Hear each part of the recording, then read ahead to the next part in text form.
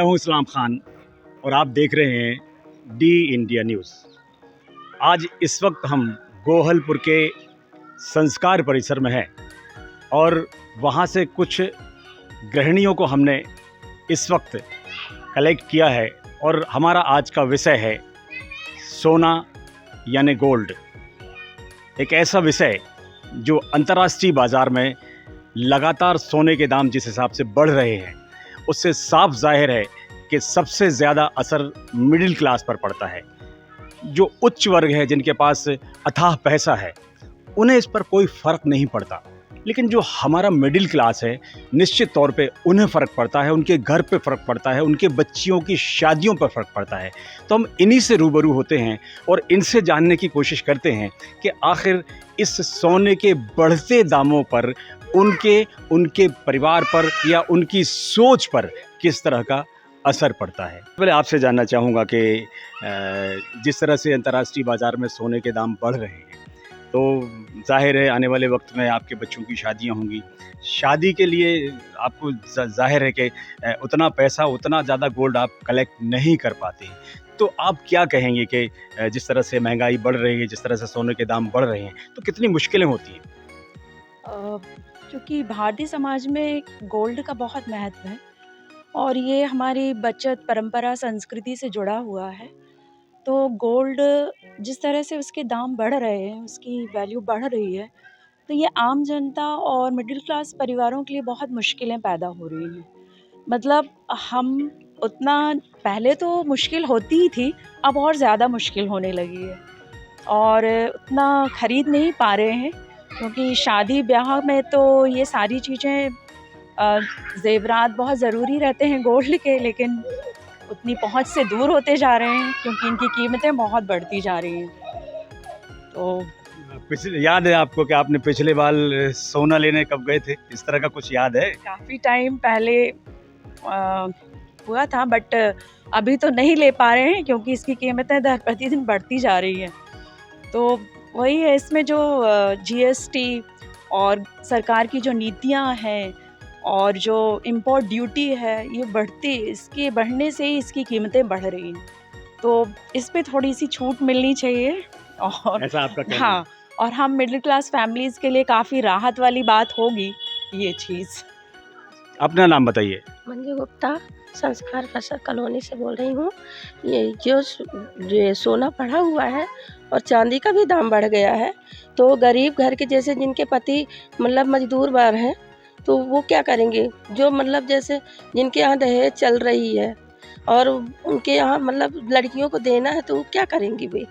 क्या नाम से वो तो अपने बच्चों को बिना शादी के ही बैठाए रह जाएंगे, सोन चांदी ही नहीं खरीद पाएंगे। और इतनी महंगाई अभी 72,000 रहा, अभी फिर हो रहा, सुनने मिला है 1 लाख हो रहा है, तो कैसा क्या किया जाए? तो हमारा कहना है कि सोना का रेट जो चांदी का रेट है वो सस्ता हो और इसे। आपने तो सोने के जेवरात पहन के रखे हैं, ये पहले से कलेक्ट जी करके नहीं रखे सर, थे? ये बेंटेक्स है। सोना होता तो हम भी सोना पहनते, ऐसा कोई बात नहीं है, क्योंकि सोना इतना महंगा है कि हर कोई बेंटेक्स पहनने का सोचने लगा है। जाहिर है आपको चूंकि सोना कलेक्ट नहीं कर पा रहे हो जी तो बेंटेक्स से काम चलाना पड़ रहा है, जी मन को मारना पड़ रहा है। जी बिल्कुल सर, मन को मारना पड़ रहा है, क्योंकि इसलिए कि हमारे पास उतना मतलब पैसे नहीं हो पा रहे हैं, क्योंकि हर घर में नौकरी सर्विस तो है नहीं, कोई बड़ा आदमी तो है नहीं कि मतलब महंगाई के रेट में भी अपन खरीद सके। पति क्या करते हैं? पति हमारे फल का ठेला लगाते हैं। तो सबसे ज्यादा मार तो आप जैसे लोगों को जी है। जी जी बिल्कुल सर, कोई फल का ठेला लगा रहा, कोई सब्जी लगा रहा, कोई दुकान डलिया वाला है छोटी मोटी, उसको सर क्या किया जाए?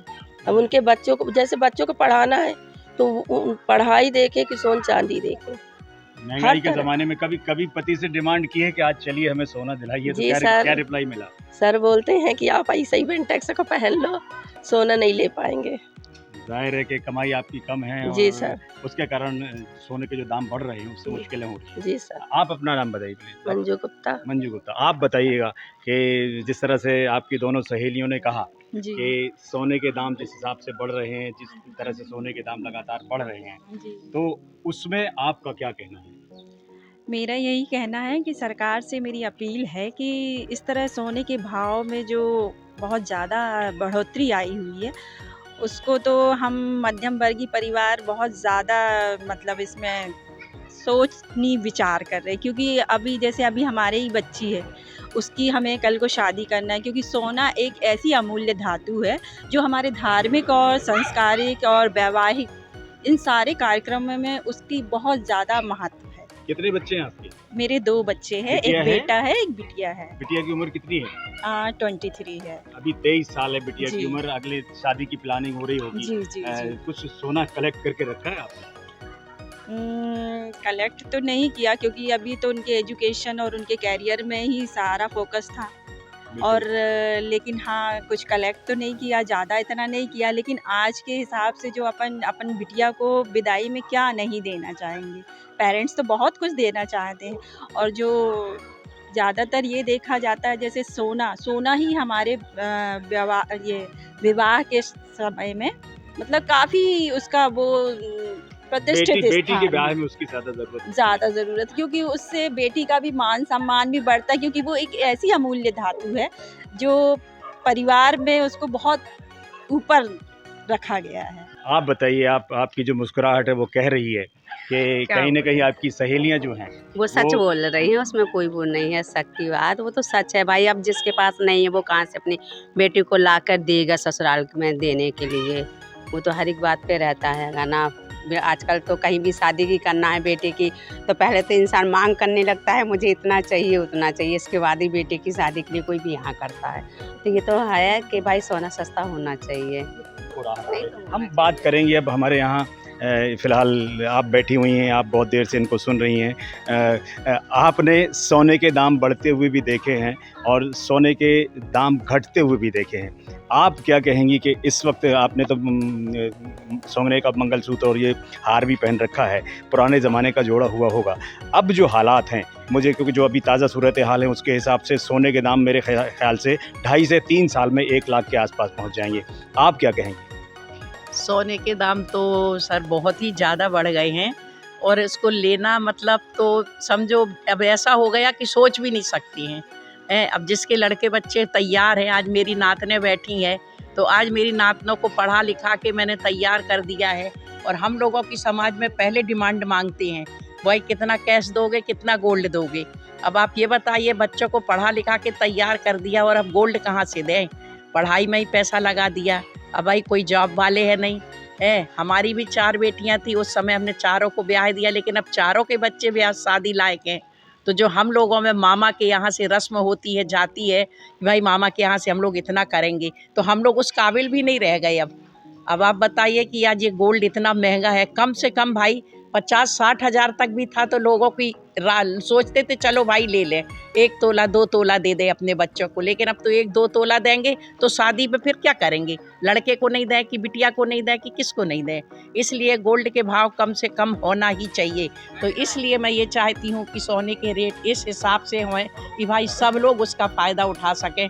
बड़े बुजुर्ग लोग भी आज ये सोचते हैं कि हम अपने बच्चों को कहाँ से दें।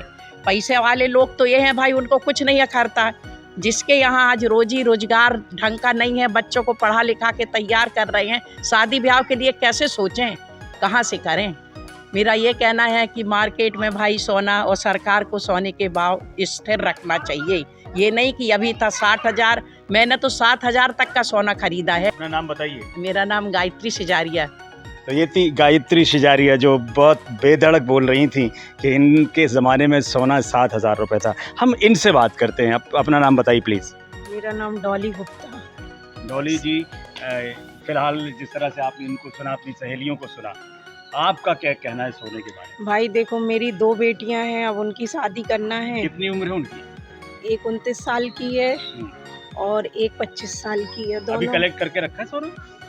नहीं, बड़ी के लिए थोड़ा बहुत लेके रखा है, छोटी की कोई गुंजाइश नहीं रह गई अब बिल्कुल, क्योंकि सोने के भाव इतने ज़्यादा बढ़ गए कि अब तो एक अंगूठी भी लेने के लिए सोचना पड़ रहा है कि कैसे खरीदें, यानी कि क्योंकि हम भी यानी डेली बेसिस वाले हैं, हमारे मिस्टर भी प्राइवेट जॉब करते हैं और इसीलिए यानी कि सोने के भाव इतने बढ़ रहे हैं। तो जहाँ तक हो तो भाई कुछ इसका निष्कर्ष निकले, कम हो सोने के रेट, ताकि मिडिल क्लास पे इतना भार ना पड़े। यानी कि सोना मैंने 2020 में लिया था एक चैन खरीदी थी बेटी के लिए, उस समय 48,000 सोना था। 48,000 में मैंने 72 की 73,000 की चैन खरीदी थी बेटी के लिए, लेके रखी आप ये बताइए, थी। वो जो 72 या 73,000 रुपए उसको जोड़ने में कितना वक्त लगा होगा?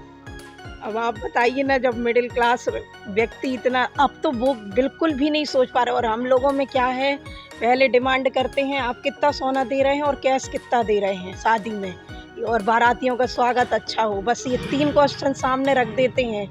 इसलिए लड़की कह रही मम्मी अभी शादी नहीं करना है। अब आप बताइए, जब लड़कियां ऐसी कह रही हैं मम्मी हर चीज़, जब मान लो यदि हम प्राइवेट जॉब में बेटियां कर रही हैं, कमा रही हैं, तो भाई हम क्यों कैश दें और क्यों आपको इतना गोल्ड दें जब आपको हम कमाऊ लड़की दे रहे हैं। तो इसलिए यानी आजकल ये बच्चों को पढ़ाने में ही पैसा इतना लग जाता है कि यानी जोड़ना बहुत मुश्किल हो गया पेरेंट्स को। चलिए, यही बिल्कुल उम्मीद है कि भाई थोड़ा बहुत कुछ तो राहत मिले महिला वर्ग को, खास करके मिडिल क्लास को।